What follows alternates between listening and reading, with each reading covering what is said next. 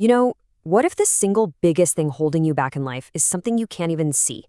We're about to dive into a really powerful mindset shift for taking back control, and it all starts with this one simple, kind of radical idea: becoming the architect of your own accountability. Okay, think about it for a second. The last time something went wrong, at work, in your personal life, whatever, what was your gut reaction? If you're like most people, you probably looked for something or, someone to blame. It's totally natural. It's almost an automatic human response. But what if that instinct is the very thing that's keeping you stuck? What if the key to unlocking real control, real power over your own path actually comes down to embracing one single and, yeah, maybe slightly terrifying idea? And that idea is, it's all on you. The good stuff, the bad stuff, the wins, the losses. I know that sounds pretty harsh, but just stick with me here, because this is where real freedom and control actually begin. So let's break this down. Why do we automatically jump into this blame game? Well, the answer, surprisingly, isn't in some dusty psychology textbook. It's on the battlefield. So picture this. We're in Ramadi, Iraq, with Navy SEAL commanders Jocko, Willink, and Leif Babin. It's the middle of an incredibly complex firefight. Everything is chaotic. Communication is breaking down. It's just a mess. And then the absolute worst thing that can happen happens. A blue-on-blue incident, friendly fire. It's a catastrophic failure with just devastating consequences. And in the aftermath, someone has to be held responsible. So in the debriefing that followed, the commander, Jocko Willink, he had a whole list of perfectly valid excuses he could have used. The fog of war, equipment failure, mistakes his guys made on the ground. But instead of using a single one of them, he stood up in front of his superiors and just said, "There is no one else to blame. I am responsible." He took all of it. And here's the wild part, the paradox. By taking all the blame, he didn't get fired. He wasn't demoted. Instead, he earned the absolute trust of his team and the deep respect of his leaders. Because now they knew this was a leader who would never, ever make excuses. He would only find solutions. This incredible story from the battlefield is the very foundation for what Willink and Babin call the ownership principle. They call it extreme ownership. And this isn't just about admitting when you personally mess up. No, it's about taking total accountability for everything that impacts your mission. Your team's performance, the resources you have, the final outcome, all of it.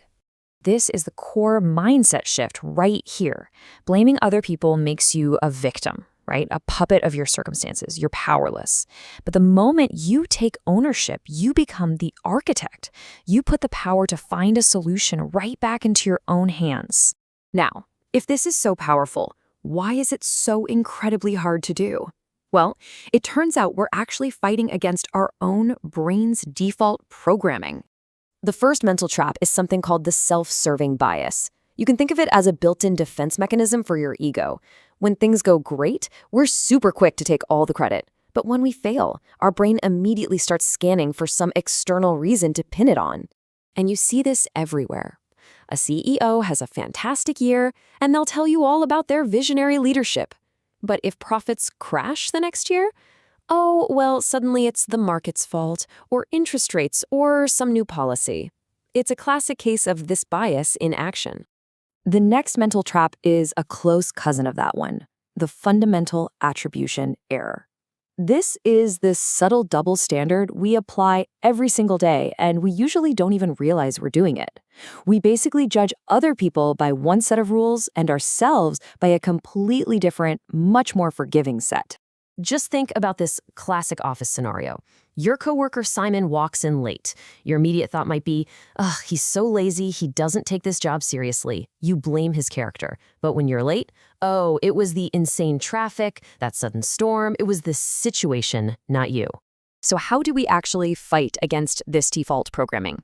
Let's get really practical. Here's a simple 3-step blueprint you can use to start applying extreme ownership right now. I want you to actually try this. First, take a second to list out your top 3 challenges or problems right now. Okay, step 2, be brutally honest with yourself and cross out every single external reason you've been blaming for those problems. And finally, step 3, rewrite each one from a place of total ownership. Start it with, I am responsible for, or maybe I failed to. So let's run through a quick example. Let's say you were passed over for a promotion. The easy story, the one your ego wants to tell, is that your boss plays favorites or just doesn't see your potential. But let's reframe that.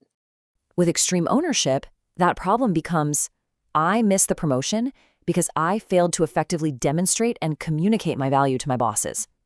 You see the difference? One's a dead end, the other is a starting point for a brand new strategy. And this really brings us to the most important takeaway of all. Extreme ownership isn't about beating yourself up or thinking you're a failure. It's actually the exact opposite. It's about grabbing control. Because the moment you truly own the problem, you simultaneously grant yourself the authority and the power to create the solution. The blame game makes you a spectator in your own life. Ownership puts you back in the game. So I'll leave you with this question to think about. What's the one problem in your life right now that you are ready to stop blaming on everyone else and start taking ownership of, starting today?